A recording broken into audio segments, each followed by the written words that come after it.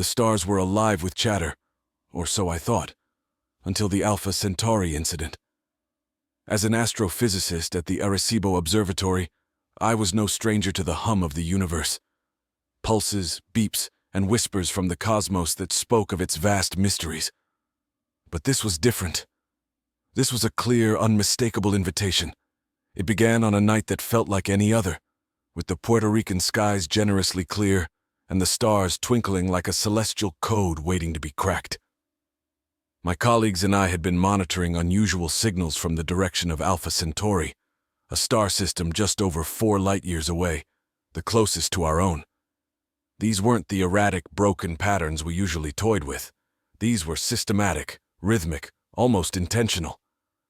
"Elena, come take a look at this," I called out to my colleague, her curiosity as insatiable as mine. "What's up, Jake?" she replied, hurrying over. "Watch this sequence," I said, pointing at the screen which displayed a series of spectral blips that seemed too regular to be natural. Elena leaned in, her eyes narrowing in focus. "That's not random. That's a pattern. Do you think—" "I don't want to jump the gun, but this could be it, Elena. This could be communication." We decided to respond. Crafting a message was tricky. How do you communicate with beings whose perceptions, experiences, and even senses might be completely alien to ours? We settled on a simple mathematical greeting. Primes, Fibonacci numbers, something universal. Days turned into weeks with no response, and the initial thrill gave way to the mundane tasks of data analysis and report writing. Then, just as the buzz had died down, it came.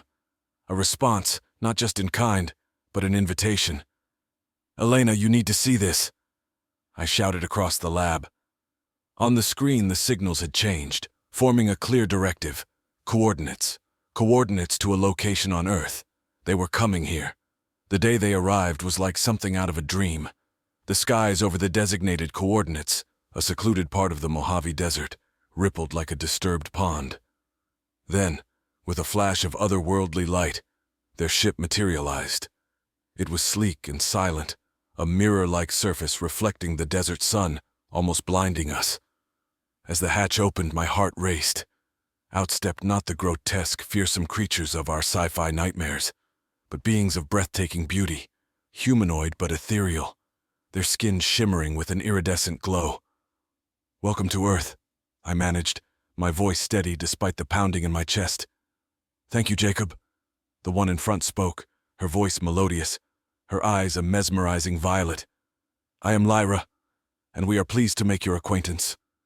Shock coursed through me. They knew my name. They knew English.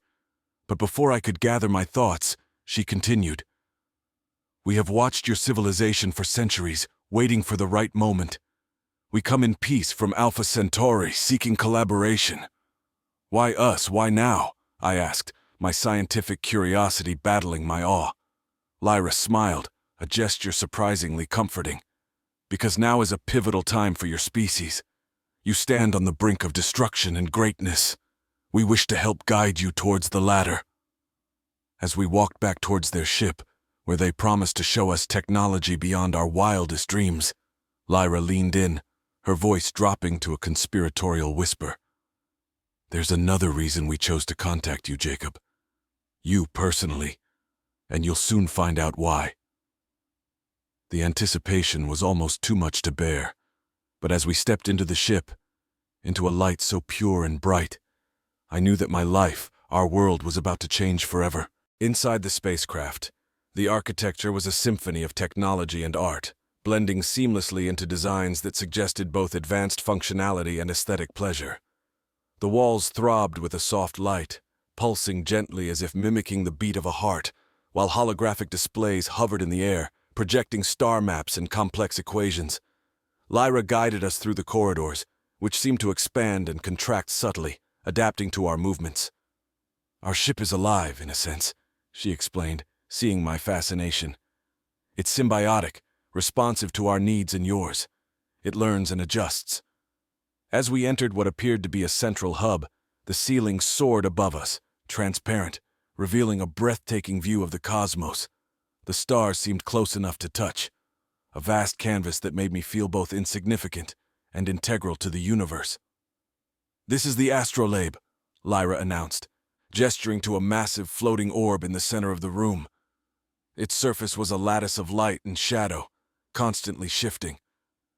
"It helps us navigate not just space, but the probabilities of future events." "How does understanding probabilities help with navigation?" I asked, intrigued by the concept. "Consider every decision, every event is a branching path," Lyra replied. "The astrolabe calculates these branches, which helps us choose the most favorable outcomes. It's how we found you, Jacob, and knew of your potential importance to us." Before I could probe further about what she meant by my importance, a new figure approached. Unlike Lyra, his skin had a silver sheen, and his eyes glowed a soft blue. "This is Varen, our chief scientist," Lyra introduced. Varen nodded, his gaze intense but not unkind. "Welcome, Jacob. We've heard much about your work with cosmic signals. It's quite impressive." Flattered but slightly overwhelmed, I followed as they led me to a side chamber. Here, devices unlike any I'd ever seen hummed quietly, their screens alive with data. "We want to show you something," Varen said, his voice echoing slightly in the compact space. He handed me a tablet-like device. On its screen, a model of the Earth revolved, dotted with numerous glowing points. "These are not just random locations. They are what we call nexus points. They are critical to Earth's energy balance," Varen explained. Lyra stepped closer, her expression serious. "Your planet is at a tipping point, with its energy fields in disarray. It's leading to climate extremes, geological instability. We can help stabilize these points, but we need someone who understands both the science and the potential consequences to guide the effort." "Why me, though?" I asked, looking between them. "Because you listened," Lyra said simply. "Many heard our signals. You were one of the few who responded. That shows a willingness to communicate and learn. Plus, your personal resonance aligns closely with our technologies." Varen activated another display, this one showing a complex network of lines and nodes that crisscross the Earth. "We need to begin soon. The longer we wait, the more precarious the situation becomes." I was about to agree when a sudden alarm blared through the ship. The room's light shifted to a deep red, and Lyra's composure flickered for the first time. "We have to move now," she said urgently. "There's a convergence happening sooner than predicted. It's at one of the nexus points, and it's not stable." Without fully understanding what was happening, I followed them as they hurried back to the astrolabe. As we moved, the ship seemed to pulse with a heightened sense of purpose, its walls and floors adapting faster to our hurried pace. Reaching the astrolabe, Lyra pointed to a rapidly changing display. "There," she said, pointing to a spot on Earth highlighted in red. "It's starting. We must stabilize it, and you need to help us, Jacob. Are you ready?" "Ready?" I wasn't sure, but the universe had chosen me, through them, for this moment. I nodded, stepping forward into the unknown, into a role that was part adventure, part mission. A role that could potentially save Earth. The urgency in Lyra's voice carried me forward. We arrived at a compact chamber within the ship, dominated by a circular platform that hummed with a pulsating energy. "This platform will link you to the nexus point," Varen explained, his voice calm despite the flashing alarms. "You will be able to interact directly with the energy flow and help us stabilize it." I stepped onto the platform, feeling a tingling sensation as the energy coursed through it. The room around me dissolved into a blur of lights and sounds, replaced by a vivid, immersive projection of the Earth below. The nexus point glowed ominously, a swirling mass of energy that felt both chaotic and alive. "Focus on the center," Lyra instructed through an intercom. "You must find a balance. Think of it as tuning an instrument to the right frequency." Closing my eyes, I reached out with my mind, trying to connect with the tumultuous energy. It was overwhelming, like trying to hold on to a storm. But slowly, guided by Lyra's voice and the feedback from the platform, I began to feel a rhythm, a pattern in the chaos. "Good, Jacob. Now align your thoughts with the flow. Visualize the energy settling," Varen guided. As I concentrated, the swirling mass began to slow, the violent colors softening to a gentle swirl of blues and greens. The sensation of discord began to ebb, replaced by a feeling of harmony. It was working. I was actually stabilizing a force of nature from aboard an alien ship. Suddenly, a sharp pain shot through my head, a reminder of the immense forces at play. I faltered, and the energy mass began to churn once more. "Stay with it, Jacob. You're almost there," Lyra's voice encouraged. Pushing through the pain, I refocused, drawing on every reserve of strength. The energy responded, the tumultuous colors calming, aligning once more into stability. As the flow settled, the platform's vibrations eased, and the room solidified around me once again. I stepped off, slightly unsteady but exhilarated. "You did it," Varen said, a smile breaking his usually stoic expression. "You've stabilized the first nexus point." Lyra approached, her violet eyes reflecting a mix of pride and something else. Relief, perhaps. "This is just the beginning, Jacob. There are more points that need attention, and we'll need your help with each." The weight of the responsibility settled on my shoulders. This was no longer just a scientific endeavor. It was a mission to save my planet. "I'll do whatever it takes," I replied, my resolve firm. Over the following days, we traveled via the ship, addressing one nexus point after another. Each presented unique challenges, and each time I connected with the Earth's energy grid, feeling a deepening bond with the planet itself. During a rare moment of downtime, Lyra showed me the broader impact of our work. "Look at this," she said, pulling up a series of before and after images. Areas once plagued by natural disasters showed signs of recovery, weather patterns normalized, and ecological systems regained balance. "It's working," I breathed, amazed at the tangible differences. "Yes, but there's more to be done," Lyra cautioned. "The balance is delicate. Maintaining it will require vigilance and further cooperation between our peoples." As we prepared for the next operation, a message arrived from Earth, a call from my old team at the observatory. They had noticed the changes, the subtle but significant shifts in global energy patterns. They were curious, excited, and more importantly, ready to learn. "This is it, the beginning of a new era," I said to Lyra, feeling a sense of purpose like never before. "Let's bring them into the fold. Let's teach them what you've taught me." Lyra nodded. The impact of our efforts was beginning to ripple across the globe. News outlets, social media, and scientific journals buzzed with speculation and wonder about the sudden shifts in environmental patterns and the mysterious stabilization of previously volatile regions. Amidst the growing curiosity, it was time to reveal the truth. "We need to make our collaboration public," I suggested during a meeting aboard the Centauri vessel. "It's time humanity knew about this alliance." Lyra and Varen exchanged a glance, their expressions unreadable. "It's not just a matter of revealing our existence," Lyra finally said. "It's about how your world will adapt to the reality of ours." "I understand the risks," I acknowledged, "but transparency will foster trust and cooperation. We can manage the narrative carefully." Varen nodded, his demeanor thoughtful. "Let's plan this disclosure strategically. We can start by introducing our technology in a controlled environment, showcasing its benefits directly." The plan was set. We would host a global summit, inviting leaders, scientists, and influencers from around the world. The location chosen was neutral territory, a remote island equipped with advanced communication tech provided by our Centauri allies. As the summit day approached, I felt a mixture of excitement and anxiety. The world's eyes would soon be open to the wonders beyond our solar system, and their reaction was unpredictable. The event began with a presentation of the global changes that had been taking place subtly over the past months. Climate anomalies had decreased, ecosystems were recovering, and a general pattern of global cooling was reversing the damage of decades of climate change. Then came the moment of revelation. Lyra, taking the stage, addressed the gathered crowd. "Ladies and gentlemen," she began, her voice resonant and clear, "we are not alone in the universe. We, the people of Alpha Centauri, have been observing and interacting with Earth for centuries.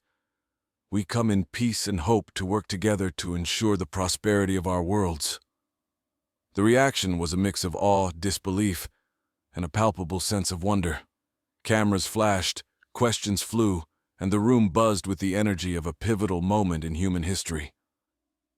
"We offer you our knowledge and assistance," Lyra continued, unveiling the technology we had used to stabilize the nexus points. Demonstrations followed, showing real-time data and simulations of potential future collaborations. The summit concluded with a roundtable discussion where Earth's leaders expressed their hopes and concerns. The primary issue was clear: how to integrate this new relationship into the geopolitical and social fabric of Earth. "We propose an Earth-Centauri Council," I suggested, "a multinational body to oversee and guide this relationship, ensuring it benefits all of humanity." The proposal was met with approval, and by the summit's end, the Earth-Centauri Council was officially formed, with its first meeting scheduled within the year. In the weeks that followed, our team, along with a select group from Earth, received training on Centauri technology. We learned not only about their advanced systems, but also about their culture, philosophy, and ethics, which were deeply intertwined with their technology.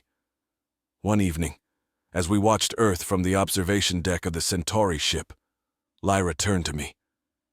"Do you think they are ready for what's to come?" she asked, her tone reflective. "They are more ready than we know," I replied. "They've adapted to every challenge thrown at them. With the right guidance, they'll thrive." Lyra smiled, looking back at the blue globe spinning silently in the void. The establishment of the Earth-Centauri Council was a groundbreaking development. The Council's inaugural meeting took place in Geneva, chosen for its history of diplomacy and neutrality. The Grand Hall was modified to accommodate our Centauri partners, with environments tailored to suit their physiological needs, reflecting the symbiotic technologies they used on their own vessels. As the representatives from Earth and Alpha Centauri gathered, the air was thick with the gravity of what we were undertaking. I sat beside Lyra and Varen, our unified presence a symbol of the cooperative future we envisioned. The session opened with speeches that echoed the spirit of unity and cautious optimism. Lyra took the podium to elaborate on the principles that would guide our collaboration. "This council is not just a means of sharing technology," she explained. "It's a platform for cultural exchange and mutual understanding. We must tread with care, respecting the sovereignty and diversity of all Earth's nations while embracing the broader community we now belong to." Following the speeches, the technical sessions began. Varen led a demonstration of Centauri technology that could clean oceans by molecular disassembly of pollutants without harming marine life. The technology was met with enthusiastic interest, particularly from countries heavily impacted by pollution. However, not all reactions were positive. Some delegates expressed concerns about the rapid introduction of alien technology, fearing it could disrupt local economies or lead to dependencies that might disadvantage less technologically advanced nations. To address these concerns, I proposed the establishment of a technology sharing protocol. "This protocol will ensure that all advancements are distributed fairly," I stated. "It will also include training programs for local scientists and engineers, empowering every nation to maintain and control the use of Centauri technologies." The discussion that followed was intense, with various nations seeking assurances that their interests would be protected. The delegates from both worlds worked late into the night, drafting guidelines that balanced technological advancement with ethical considerations and geopolitical realities. As the council adjourned for the day, I found myself beside a window, gazing out at the lit-up cityscape. Lyra joined me, her presence reassuring. "It's a lot for them to take in," she noted, following my gaze. "It is," I agreed. "But it's necessary. This kind of change is never easy, but it's how progress is made. And the benefits, saving our oceans, stabilizing climates, are too significant to ignore." Lyra nodded. "And what about you, Jacob? How are you adapting to being at the center of this transformation?" I smiled, feeling the weight of the world on my shoulders, yet invigorated by the challenge. "I'm where I need to be, Lyra, right here, helping to guide us into this new era." Over the following months, the Council made significant strides, Training centers were established around the globe, where Earth scientists could learn about Centauri technologies under the guidance of Centauri experts. These centers became hubs of innovation, not only for environmental recovery, but also for advancements in energy and medicine. Meanwhile, cultural exchanges took place. Artists, writers, and thinkers from Earth visited Alpha Centauri, returning with new inspirations that reflected in their work, infusing Earth's culture with a new cosmic perspective. Despite the successes, challenges remained. Debates and disagreements were frequent, as were concerns about the rapid pace of integration. But every challenge was met with a commitment to dialogue and understanding, hallmarks of the Council's approach to governance. As we approached the anniversary of the Council's founding, a celebration was planned to mark our achievements. It was to be broadcast across both worlds, a testament to what two vastly different civilizations could accomplish when they worked together. As preparations for the event went underway, I reflected on the past year. As the first anniversary of the Earth Centauri Council approached, excitement and a sense of accomplishment permeated the air. The celebration was to be a grand affair, held at the United Nations headquarters in New York, symbolizing Earth's unified approach to this new chapter in human history. The event was meticulously planned to showcase the successes of our joint efforts and the cultural richness of both worlds. Displays of Centauri art and technology filled the halls, alongside Earth's own cultural and technological achievements. This exhibit not only highlighted our advancements, but also served as a reminder of the mutual respect and admiration that had grown between the two civilizations. The centerpiece of the celebration was the unveiling of a new joint initiative, an interstellar research platform designed to further scientific collaboration beyond the immediate needs of planetary repair. This platform would serve as a space station positioned at the Lagrange point between Earth and the Moon, providing a unique vantage for deep space studies and a staging ground for future joint missions. As delegates and guests gathered, the media buzzed around the venue, capturing every moment and broadcasting it live across both planets. The air was thick with anticipation and the collective hope for a continued peaceful coexistence. Lyra, dressed in a blend of Centauri and Earth fashions, took the stage to address the assembly. Her presence, as always, commanded attention. "Today we celebrate not just the passing of time," she began, her voice clear and strong, "but the incredible journey we have embarked on together. This past year has seen us overcome skepticism and fear, embracing instead collaboration and innovation." I watched from the side, filled with pride at how far we had come. When it was my turn to speak, I stepped up, feeling the weight of the occasion. "This alliance has taught us that our differences are not just to be tolerated but celebrated," I said. "Together we have not only averted environmental crises but have laid the groundwork for a shared future that was once the realm of science fiction." The applause was uplifting, resonating with the sense of unity in the room. After the speeches, the lights dimmed for a holographic presentation showcasing plans for the interstellar research platform. The holograms, vivid and detailed, drew gasps and murmurs of approval from the audience. The celebration continued with a cultural exchange program, featuring performances by Earth and Centauri artists.